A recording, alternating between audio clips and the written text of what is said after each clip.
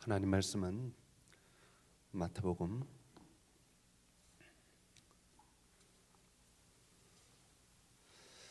14장 22절에서부터 33절까지 말씀입니다.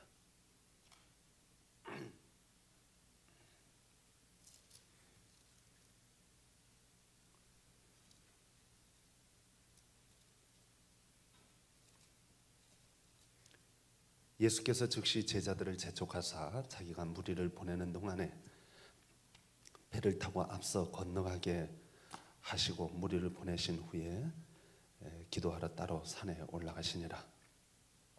저물매에 거기 혼자 계시더니 배가 이미 육지에서 술이나 떠나서 바람이 거스름으로 물결로 말미암아 고난을 당하더라. 밤 사경에 예수께서 바다 위로 걸어서 제자들에게 오시니 제자들이 그가 바다 위로 걸어오심을 보고 놀라 유령이라 하여 무서워하여 소리 지르거늘 예수께서 즉시 이르시되 안심하라 나니 두려워하지 말라. 베드로가 대답하여 이르되 주여 만일 주님이시거든 나를 명하사 물 위로 오라 하소서 하니 오라 하시니 베드로가 배에서 내려 물 위로 걸어서 예수께로 가되 바람을 보고 무서워 빠져가는지라 소리질러 이르되 주여 나를 구원하소서 하니 예수께서 즉시 손을 내밀어 그를 붙잡으시며 이르시되 믿음이 작은 자여 왜 의심하였느냐 하시고 배에 함께 오름에 바람이 그치는지라 배에 있는 사람들이 예수께 절하며 이르되 진실로 하나님의 아들이로소이다 하더라. 아멘. 오늘도 주님 앞에 나와서 예배하는 모든 성도들에게 하나님의 크신 은혜와 은총이 차고 넘쳐나기를 축원합니다. 우리가 교회에 왜 나옵니까? 어떤 분은 하나님께 은혜 받으러 나온다고 합니다. 맞는 말이기는 하지만 완전한 정답은 아닙니다. 어떤 분은 세상 일에 지치고 피곤하여서 교회에 나와 위로받고자 나왔다 말하는 분도 있습니다. 맞는 말 같지만 역시 정답은 아닙니다. 어떤 분은 복받기 위해서 나온다고 말도 합니다. 그런데 여러분 우리가 진짜 주님 앞에 나오는 진짜 이유는 예배드리기 위해서, 다시 말하면 하나님께 경배하기 위하여 나오는 것입니다. 예배의 중심은 여호와 하나님 한 분뿐입니다. 우리가 한 분이신 여호와 하나님께 이 시간 우리의 마음과 뜻과 정성을 모아 드리기를 소망합니다. 이 시간만큼은 인간적인 생각이나 감정 등은 다 접으시고 오직 하나님께 마음을 집중하고 생각을 집중하여 우리의 중심으로 주님께 예배하고 경배할 수 있게 되기를 소망합니다. 성도 여러분, 우리가 왜 하나님께 예배합니까? 이 예배에 놓치지 말아야 할 한 가지 중요한 요소는 바로 우리의 믿음입니다. 주님은 지금도 예배하는 자를 찾으십니다. 그저 자리나 채우기 위하여 앉아있는 사람을 찾는 게 아닙니다. 형식적으로 의무적으로 예배하는 자를 찾는 게 아닙니다. 진실한 믿음으로 하나님 앞에 예배하는 자를 찾으십니다. 그러면 믿음이라는 것은 무엇일까요? 믿음이라는 것은 교회 용어 사전에 보니까 신앙의 대상을 바로 인식하고 전적으로 그분을 신뢰하는 것이 믿음이다 그랬습니다. 이것은 에베소 4장 13절의 말씀을 근거로 해서 정의한 것입니다. 우리가 다 하나님의 아들을 믿는 것과 아는 일에 하나가 되어 온전한 사람을 이루어 그리스도의 장성한 분량이 충만한 데까지 이르리니 라는 말씀입니다. 믿음에는 두 가지 요소가 있습니다. 하나는 내가 믿는 분이 누구인지 인식하는 것, 아는 것, 이것이 중요합니다. 기독교 신앙은 맹목적 신앙이 아닙니다. 흔히들 광신도는 무조건 믿습니다 하는 거예요. 우리의 조상들이 정한수 떠다 놓고 빌었지 않습니까? 누구에게 빕니까? 중요하지 않아요. 달에게 빌든 해에게 빌든 성황당에서 빌든 나무에게 빌든 산신령에게 빌든 용왕신에게 빌든 누구든지 뭐 상관없어요.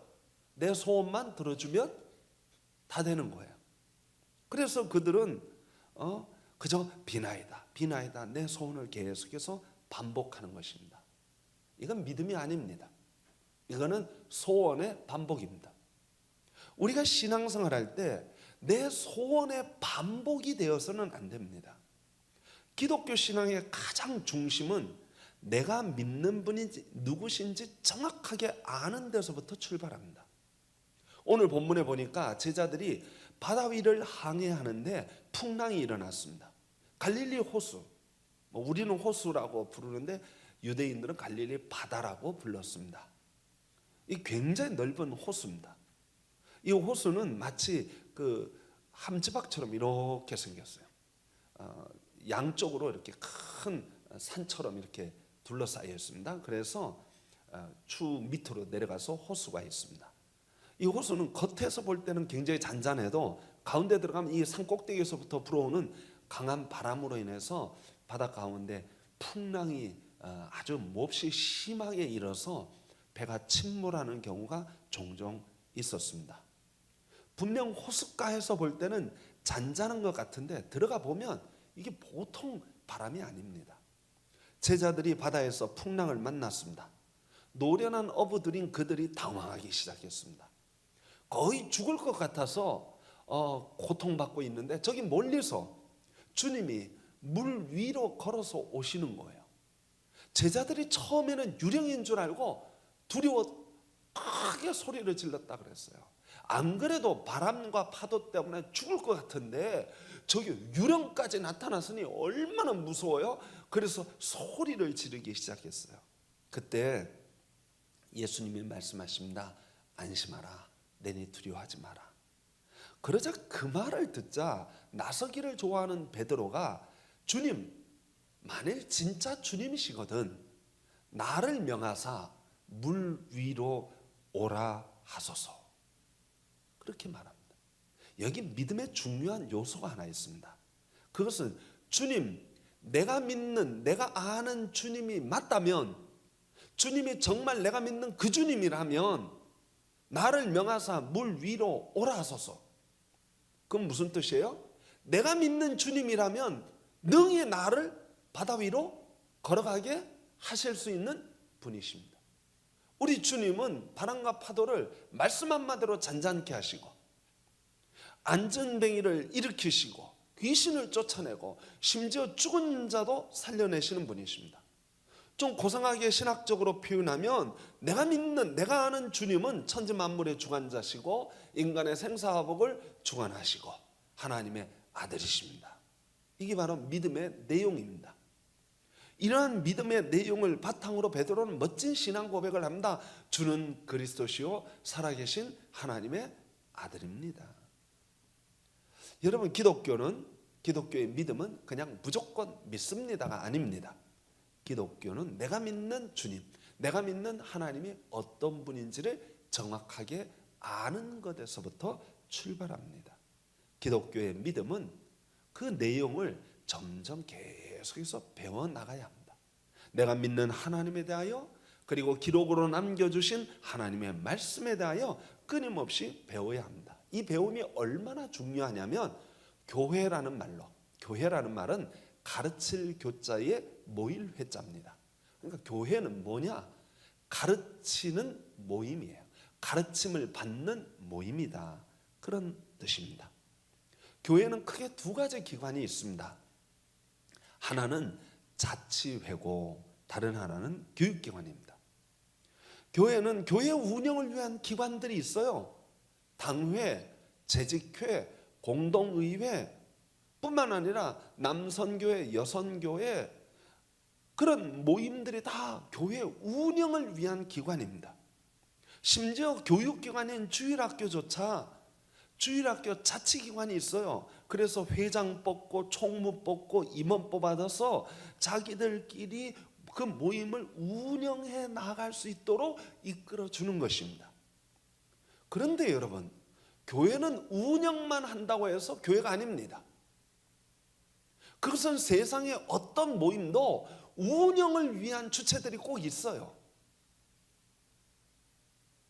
교회가 교회되는 것은 교회를 어떻게 운영하느냐, 어떻게 잘 운영하느냐 하는 것보다는 교회가 뭐라 그랬죠?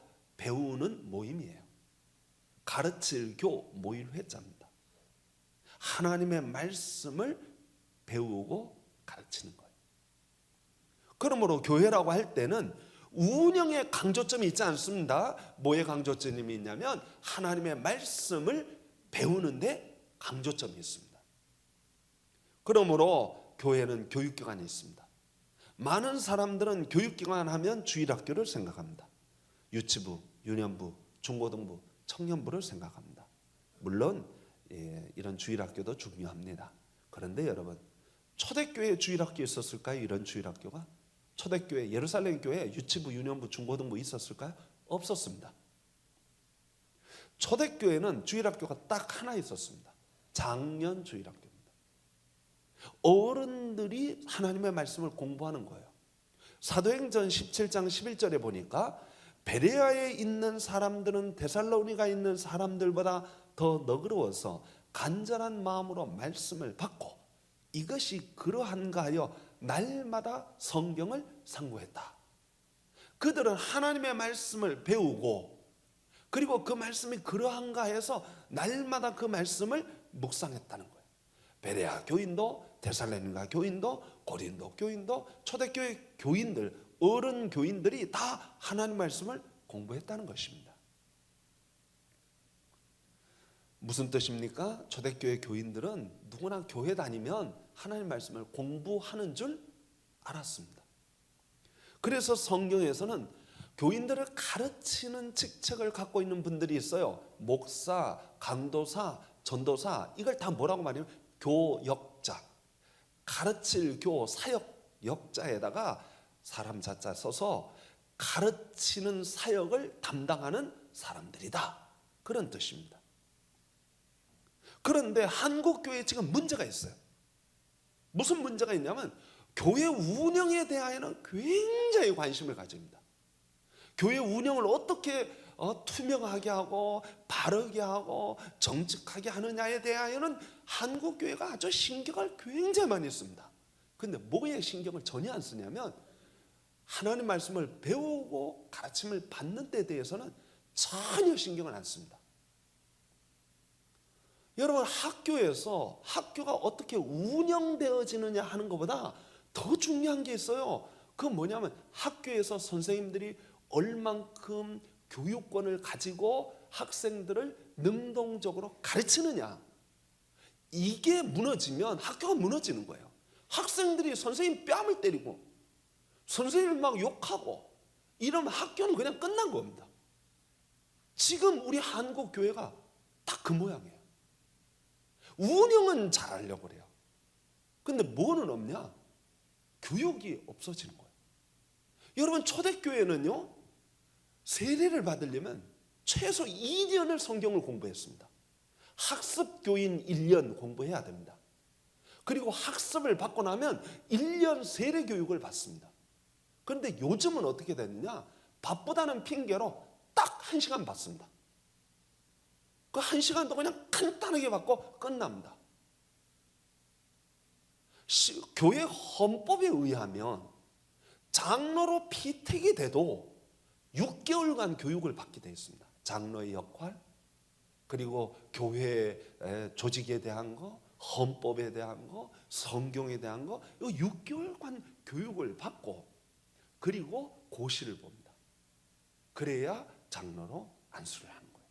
우리 한국 이 초대교회, 일제시대 때 초대교회 철저하게 그걸 했습니다. 근데 요즘은 어떻게 합니까? 다 바빠요. 배우자 그러면 다 바쁩니다. 그래서 다 생략돼 버립니다. 그러니까 교회 중직자들로부터 권사, 안수집사, 장로 모든 사람들이, 어른들이 성경을 몰라요. 배우질 않아요. 그냥 운영만 잘하면 되는 줄 생각해요. 교회의 본질적 사명인 하나님 말씀을 배우고 가르침을 받는 데 대해서는 다 무시합니다. 가장 중요한 생명과도 같은 하나님의 말씀을 공부하는 데 대해서 모르니까 교회의 교회됨이 사라진 거예요. 뭐 YMC 조직이나 똑같아요. 라이언 클럽이나 똑같아요. 거기도 투명하게 운영하자, 정직하게 운영하자, 바르게 운영하자. 뭐 운영 그렇게 하는 거 마땅합니다. 그러나 그 모임의 목적이 뭡니까? 운영이 아닙니다. 교회는 하나님 말씀을 배우는 데 있습니다. 그 정신을 잃어버리면 교회의 교회됨이 사라지는 거예요. 기독교는 무식한 종교가 아닙니다. 기독교는 하나님을 알고 성경의 진리를 알고 그것을 순종하여 나아가는 종교입니다. 부디 우리 서북교회는 하나님으로부터 이 백성이 나를 아는 여호와를 아는 지식이 없어서 망하는구나 하는 말을 듣지 않게 되기를 소망합니다. 말씀이 살아야 합니다. 하나님 말씀을 배워야 그 백성이 사는 거예요. 그 교회가 사는 것입니다. 베드로는 주님이 누구신지 정확하게 알았습니다. 주님은 천지 만물을 주관하시고 생사화복을 주관하시고 주님이 내가 믿는 주님이 사실이라면 나를 물 위로 걷게 하시는 분이시다 믿었습니다. 그의 신앙 내용은 흠잡을 곳이 없었습니다. 그런데 사실은 믿음은 이런 지식만 가지고 다 되는 것이 아닙니다. 성경을 연구하고 공부한다고 해서 반드시 믿음 있는 사람이라 말할 수 없습니다. 신학 지식이 있기는 한데 박사이기는 한데 하나님을 전혀 믿지 않는 사람들이 있어요. 책 읽기를 좋아해서 기독교 신학서적을 몇 권 읽기는 했지만 그것이 믿음이 있다는 표시는 아닙니다. 지식을 좀 얻을 수는 있어요. 믿음은 아는 것에서 멈추지 않고 믿는 것으로 나아가야 합니다. 믿는 것이라는 것은 내가 아는 그분을 내가 신뢰하는 것입니다. 내가 의지하는 거예요. 사드락과 메삭과 아벳느고는 풀무불에 던져지면서 뭐라고 말합니까? 하나님의 설령 나를 풀무불에서 건져주시겠지만 건져주시지 아니하실지라도 그리 아니하실지라도 난 누구를 신뢰하겠다? 하나님을 신뢰하겠다. 그게 바로 믿음입니다. 욥기에서 보면 욥이 환난 중에 그런 고백을 합니다. 그가 나를 죽이실지라도 나는 그를 신뢰하겠나이다. 이게 믿음이에요. 믿음이라는 것은 어떠한 상황에서도 나는 내가 아는 그분, 내가 믿는 그분을 내가 신뢰하겠습니다. 끝까지 신뢰하겠습니다. 하는 거예요. 세상에서는 토사구팽이란 말이 있습니다. 사냥철이 돼가지고 토끼 사냥을 하러 나아갑니다. 사냥개를 데리고 나가서 토끼를 사냥한 다음에는 사냥개가 필요 없으니까 사냥개를 잡아먹는다는 거예요. 보통 세상에서도요, 내가 믿는 그분, 내가 신뢰하는 그분을 위해서 굳은 일을 마다하지 않습니다. 주인이 하기 싫은 일 내가 다 합니다. 그 사람이 내가 의지하고 내가 신뢰하는 분이 욕먹을 것 같으면 내가 대신 나가서 막 욕먹을 짓을 다 합니다. 예? 막말도 하고 다 합니다. 그런데 나쁜 일 다 하고 그랬는데 모든 일을 다 하고 나니까 책임을 누구에게 돌려요? 그 사람에게 다 돌려버리고 싹 빠져버립니다. 쓸모 없어지니까 모든 책임을 다 떠넘기고 죽여버립니다. 세상에서는 토사구팽이 흔합니다. 죄송합니다. 그런데 우리 주님은 어떤 분이십니까? 우리 주님은 한 번 구원하기로 작정하시면 세상 끝까지 영원토록 우리를 버리지 아니하실 줄 믿습니다. 그 주님은 하늘 영광 보좌에까지 우리를 끌고 올라가셔서 우리와 하나님과 함께 영원토록 영생복락을 누리게 하시는 분이십니다. 그래서 우리 주님은 회전하는 그림자도 같다. 어제나 오늘이나 영원토록 변함이 없다. 다시 말하면 주님은 신실하신 분이다. 여러분, 이것을 지식으로 아는 것이 아니라 우리가 인격적인 경험을 통해서 배우는 거예요. 지식은 있어요. 주님 날 사랑하시고 주님은 신실하시고 주님은 천지 만물을 주관하시고 다 알아요. 그런데 그걸 어떻게 믿느냐? 믿음은 내 경험을 통해 내 삶을 통해 그분을 믿어 가는 것입니다. 오늘 여기 베드로가 처음에는 알았어요. 지식이 있었어요. 그래서 나를 물 위로 걷게 하소서. 예수님 와라. 탁 내려가서 걷는데, 야 진짜 주님 이런 분이시구나, 대단한 분이구나. 너무 신나서 걸어가는데 풍랑을 보고 바다를 보고 붕덩 빠져버렸어요. 예? 성도 여러분, 그가 확실한 믿음이 있는 줄 알았는데 그 믿음은 어떻게 보면 큰 믿음은 아니었습니다.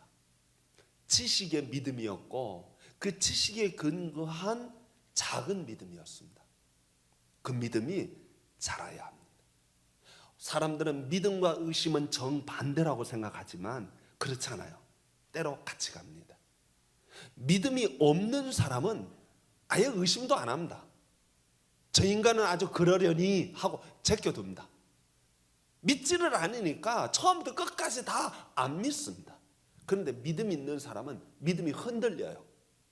나한테 잘해줄 때는 막 믿음이 있는 것 같아요. 근데 환난과 시험이 다가오면 이 믿음이 흔들리는 거예요. 정말 주님은 천지 만물을 창조하신 분 맞나? 주님이 나를 사랑하시고 나를 붙잡아 주시고 인도하시는 분 맞나? 주님이 나를 구원하시는 하나님의 아들인지 맞나? 하는 그런 의심이 생겨나는 것입니다. 솔직히 말하면 우리도 때때로 이런 갈등이 있습니다. 믿음이 있는 것 같았는데 위기가 다가오니까, 환난이 다가오니까 내가 흔들리는 거예요. 나는 주님 의지하여 나아간다고 생각했는데 어느 순간 보니까 내 고집, 내 생각, 내 지혜만 의지하며 나아갈 때가 있더라는 거예요. 그래서 우리는 바다에 빠집니다. 믿음을 잃어버리고 의심하다가 험한 바다에 빠집니다. 주여 주님 부여잡았던 손에 힘을 잃어버리고 주님을 놓쳐버릴 때가 있습니다. 그런데 성도 여러분, 우리는 주님의 손을 놓아버릴 수 있지만 왜? 우리는 신실한 사람들이 아니거든요. 우리는 변덕이 죽을 듯하는 사람들이거든요. 그런데 여러분, 우리 주님은 신실하십니다. 그래서 우리는 주님 손을 놓을 수 있어도 주님은 절대로 우리 손을 놓지 아니하시는 줄 믿으시기 바랍니다. 우리 믿음이 약해져 가지고 바다에 빠지는 일이 있어도 주님은 그럴 때 급히 달려와 주님 그 손을 잡아주십니다. 믿음이 적다고 우리는 쓰러지기도 합니다. 주님을 의심하고 넘어지기도 합니다. 그런데 주님은 우리를 포기하지 아니하십니다. 세상 끝날까지 우리를 붙잡아 주시는 줄 믿으시기 바랍니다. 그래서 사도 바울은 고백합니다. 내가 확신하노니 사망이나 생명이나 천사들이나 권세자들이나 현재일이나 장래일이나 능력이나 높음이나 깊음이나 다른 어떤 피조물이라도 우리를 우리 주 그리스도 예수 안에 있는 하나님의 사랑에서 끊을 수 없으리라. 여러분, 때로 우리는 방황합니다. 때로는 우리는 넘어지기도 합니다. 때로 우리는 의심하기도 하고, 때로 우리는 위기의 순간에, 어려운 순간에 주님을 잃어버리기도 합니다. 그런데 여러분, 우리 주님은 신실하십니다. 우리 주님은 결코 우리를 잊지 아니하십니다. 우리를 붙잡아 주십니다. 바알 선지자, 아세라 선지자는 졸며 잘 수 있지만 우리 하나님은 졸지도 아니하시고 주무시지도 아니하시고 저와 여러분을 살피십니다. 넘어질 때 일으켜 세워주시고 인생의 바다에 빠질 때 우리를 붙잡아 주시는 분이십니다. 주님은 우리를 사랑하시되 끝까지 사랑하여 주시는 줄 믿으시기 바랍니다. 성도 여러분, 혹시 여러분들 중에 지금 풍랑을 만나서 바다에 빠지고 있지 않습니까? 혹시 여러분들 중에 지금 주님 손 꼭 부여잡았다고 생각했는데 어느새 내 손에 힘이 빠져서 주님이 어디로 가셨는지 모르는 것처럼 보일 때가 있지 않습니까? 혹시 여러분들 믿음으로 산다고 했는데 내 마음에 나도 모르게 요즘 의심이 들어오고 내가 이렇게 신앙생활해도 되나? 그런 생각하지 않습니까? 그런데 여러분, 주님 우리에게 말씀하십니다. 내가 세상 끝날까지 너희와 항상 함께 있으리라 믿으시기 바랍니다. 그러므로 성도 여러분, 풍랑이 일어 바다가 요동치고 내 믿음이 뚝뚝 떨어지는 것 같아 보여도 겁먹지 마십시오. 놀라지 마십시오. 두려워하지 마십시오. 여러분 오른손 붙잡아 주시는 주님 계십니다. 주님이 우리와 함께 하시는 줄 믿으시기 바랍니다. 우리가 믿는 그 주님, 날 사랑하셔서 끝날까지 우리를 인도하여 선하게 이끌어 주실 줄 믿습니다. 기도하겠습니다. 하나님 아버지 감사합니다. 저희들 부족하고 연약합니다. 믿음 있노라 하지만 때로 믿음 없는 것처럼 살 때가 많습니다. 믿음 있노라 하지만 때로는 의심할 때도 있고 걱정할 때도 있고 근심할 때도 있고 괴로워할 때도 있습니다. 그러나 우리가 믿는 그 주님, 어제나 오늘이나 영원토록 변함없이고 신실하신 주님, 진실하신 주님, 한번 결정하면 끝까지 책임지시는 주님, 우리의 오른손 잡아주시는 줄 믿습니다. 저희들 주님 은혜 안에서 승리하게 하여 주시옵소서. 당황하지 않고 주님